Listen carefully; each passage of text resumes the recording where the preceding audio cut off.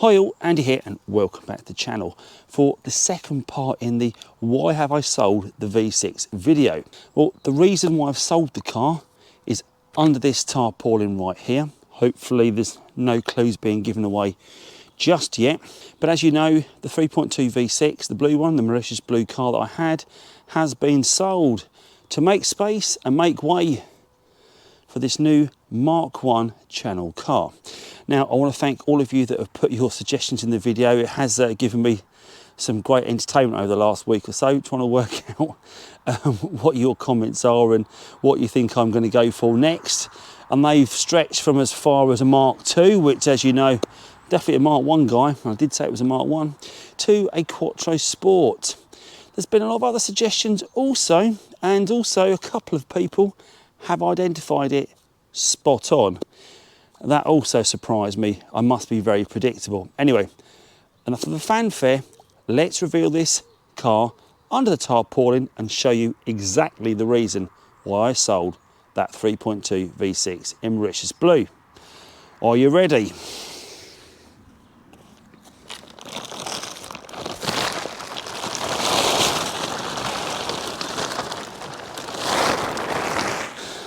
Well, there you have it. A lovely papaya 3.2 V6 with just 65,000 miles on the clock.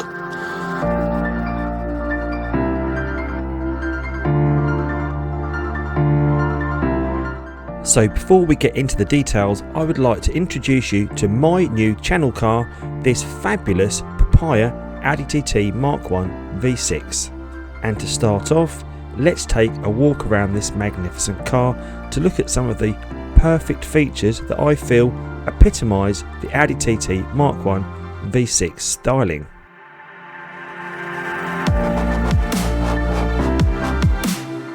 These images of the car in the late evening summer sun in the garden, just setting behind the trees, really do highlight the paintwork and colour in all its glory.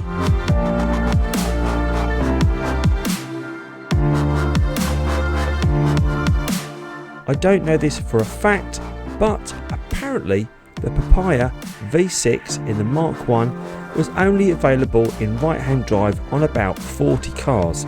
Yes, there were only around 40 papaya V6s in the UK.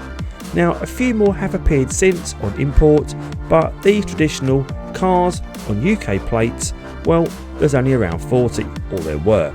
Since I bought this car, there have been 2 shows here in the UK, and I'm yet to attend it with this car, and there is a reason for that. When I bought the car, it was on a private registration plate. That's going to remain with the original keeper, so we've got to transfer it off. After speaking to DVLA, if the car's been on private plates more than once, can't do it online, so we've had to apply with the paper V5 form. If you've been wondering why I've not been at a show with this car, that's the reason. So let's look into the reason why I bought this car and the opportunity that was presented to me, and also some of the features on this car I'm looking to remove before I make this a classic OEM example. So yet again, when this car came up for sale, well, it wasn't even really for sale when I first found out about it. The lady approached me and said she was thinking about selling the car and would I know anywhere specialist that can sell it. Well, I saw this as an opportunity to take an already great car with a few quirks, which we are going to put right, and get it into a concours standard car.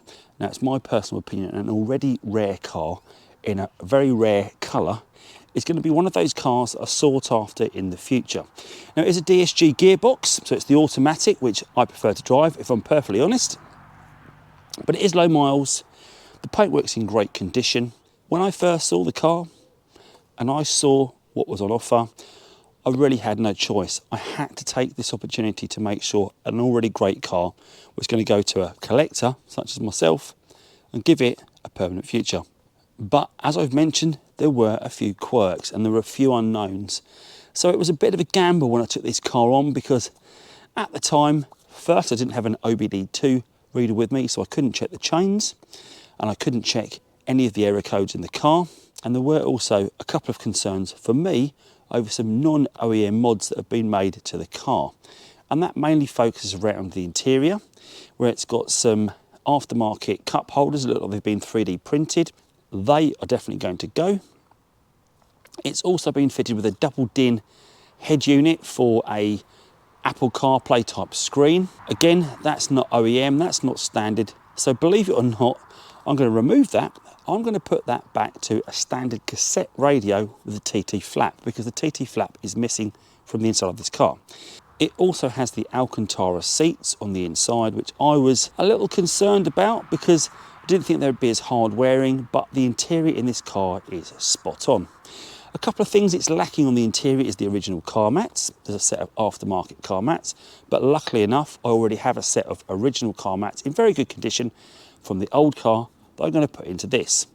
It also lacks the cup holders in this car, the original cup holder, which is why those aftermarket 3D printed ones have been installed, but I've kept the cup holder from the previous car to install in this. Also got a bit of a jazzy reversing camera and some reversing sensors. Now long term, I am going to remove the bumper and replace the rear bumper with another papaya bumper without those holes cut in it, because I think filling those holes and trying to restore that bumper where those holes once were will look a bit naff. But I'm going to remove those sensors from the bumper. The reversing camera that sits above the rear number plate is also going. Bodywork wise, this car is in great condition, and the only two areas that I've found any problem with so far have been the two roof rails.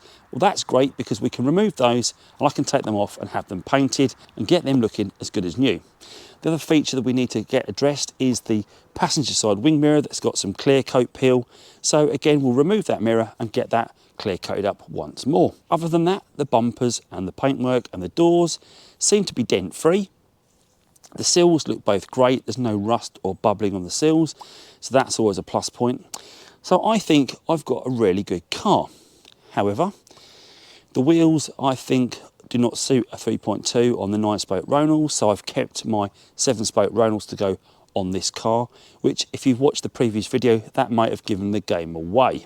The chain readings on this car, when I did go back for a test drive, were coming in at 0 and 2. Now we say if they get any further apart than 2, or if they get to a tolerance of 8, then we've got problems, but this car runs sweet.